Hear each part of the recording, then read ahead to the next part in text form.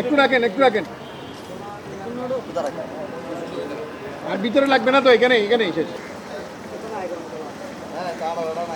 সে কথা কাটাকাটির এক পর্যায়ে মেয়েটিকে ছুরি দিয়ে গলায় একের পর এক আঘাত করে হত্যা করে। পাঁচলাইশ থানাধীন হাদুমাঝিপাড়ার মুসা বিল্ডিং এর সামনে প্রেমিক প্রেমিকার মধ্যে কথা কাটাকাটির এক পর্যায়ে প্রেমিকের ছুরিকাঘাতে খুন হলো প্রেমিকা।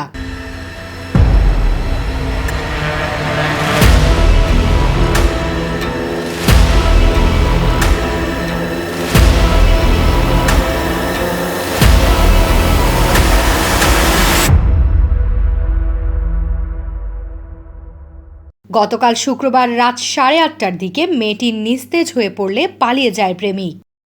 থানা সূত্রে জানা যায় তারা দুজন প্রেমিক প্রেমিকা, দীর্ঘদিনের প্রেমের সম্পর্ক তাদের। এক পর্যায়ে শুরু হয় সন্দেহের টানাপোড়েন। 2 মাস ধরে চলছিল মনোমালিন্য।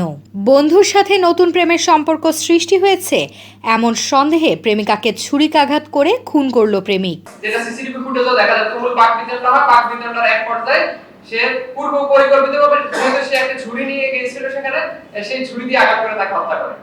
ঘটনার 6 ঘন্টার মধ্যে পলাতক প্রেমিককে গ্রেফতার করতে সক্ষম হলো পুলিশ। পুলিশের হাতে গ্রেফতার হওয়ার পর প্রেমিকাকে খুন করার কথা স্বীকার করলেন প্রেমিক মোহাম্মদ তারেক। যাকে আটক করেন তার নাম হচ্ছে মোহাম্মদ তারেক, তার বাড়ি ভোলা, এবং যাকে হত্যা করা হয়েছে তার নাম হচ্ছে মরিয়ম আক্তার সামিরা, তার বাড়ি হচ্ছে পটুয়াখালী সদরে তার বাড়ি। আটকের পর মোহাম্মদ তারেক সে হত্যার কথা স্বীকার করে এবং কি কারণে হত্যা করেছে সে স্বীকার করে। ঘটনার পর পালিয়ে অবস্থান নেন রাঙ্গুনিয়া থানাধীন চন্দ্রঘোনা লিচু বাগান এলাকায়। সেখান থেকে গ্রেফতার করে পাঁচলাইশ মডেল থানা পুলিশ। আজ শনিবার সিএমপিতে অনুষ্ঠিত প্রেস ব্রিফিংয়ে এসব তথ্য নিশ্চিত করেন এডিসি কাজী মোহাম্মদ তারেক আজিজ। তিনি জানান সন্দেহের জেরেই পূর্ব পরিকল্পিতভাবে হত্যা করা হয় ভিকটিমকে। তিনি বলেন ভিকটিম চাকরি করতেন আতুরার ডিপো এলাকার একটি গার্মেন্টসে। ঘটনার দিন সুকৌশলে ডেকে নিয়ে খুন করা হয় তাকে।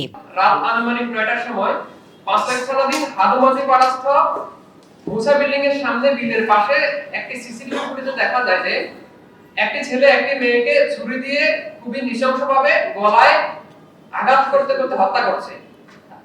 হত্যা মৃত্যু নিশ্চিত হওয়ার পর ছেলেটি তার নানার বাড়ি রাঙ্গুনিয়া চন্দ্রকোনাস্থ লিচু বাগান এলাকায় পালিয়ে যাওয়ার পর পুলিশ এই বিষয়ে তদন্তে নামে। হত্যার পর পুলিশ এই বিষয়ে তদন্তে নামার পর জানতে পারে যে হত্যা করেছে সে ছিল প্রেমিকা, যাকে হত্যা করা হয়েছে সে ছিল প্রেমিকা। পাঁচলাইশ থানাধীন নাফিজা ফ্যাশন নামীয় একটি গার্মেন্টস ফ্যাক্টরিতে চাকরি করে এবং ছেলেটি ছিল রাজমিস্ত্রি। তাদের দুজনের মধ্যে প্রেমের সম্পর্ক ছিল।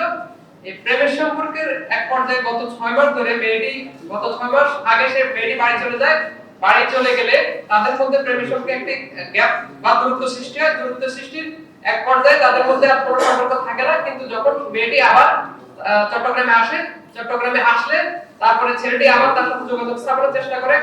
গতকাল রাত 8:06 ছেলেটি মেয়েটিকে ফোন করে তার সাথে দেখা করতে বললে ছেলেটি এর মধ্যে তার পরিকল্পনা তৈরি করতে থাকে। পরিকল্পনার এক পর্যায়ে সে ভ্যান থেকে একটি ছুরি কিনে নেয় যে তাকে হত্যা করার উদ্দেশ্যে।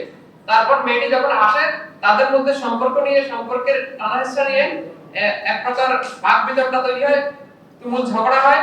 এক পর্যায়ে ছেলেটি তাকে তার বন্ধুর সাথে সম্পর্ক আছে মনে করে তাকে নানা প্রকার জিজ্ঞাসাবাদ করতে থাকে। জিজ্ঞাসাবাদের এক পর্যায়ে এবং একই পর্যায়ে তাদের সাথে অন্য আরো অনেক বিষয় নিয়ে, তার সাথে কেন সম্পর্ক রাখা হবে না, তার কোনো বিষয়ে কমতি আছে নাকি, বা তার সাথে কেন সম্পর্ক, এই বিষয়ে তাদের মধ্যে ঝগড়ার এক পর্যায়ে সে তাকে ছুরি দিয়ে গলায় আঘাত করতে করতে হত্যা করে। হত্যাকাণ্ডে ব্যবহৃত ছুরি ও ভিকটিমের কাদাযুক্ত স্যান্ডেল উদ্ধার করে police. Desk news, news day 24।